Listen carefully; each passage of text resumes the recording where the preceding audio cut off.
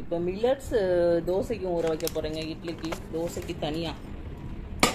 ஏன்னா மில்லட்ஸ் சேர்த்து சாப்பிட்றதுனால மில்லட்ஸ் இந்த மாதிரி மன்னாஸ் பிராண்டில் மில்லட்ஸ் எல்லாமே கிடைக்கும். சாமை, வரகு, திணை. 1 டம்ளர்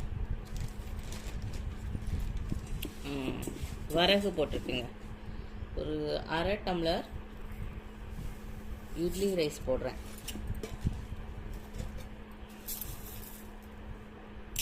அதே மாதிரி 1/2 டம்ளர் தான் உளுந்து போடுறேங்க.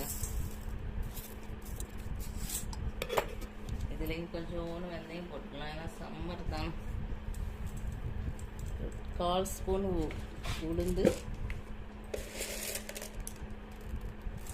ஒரு 2 டேபிள் ஸ்பூன் கடலைப்பருப்பு.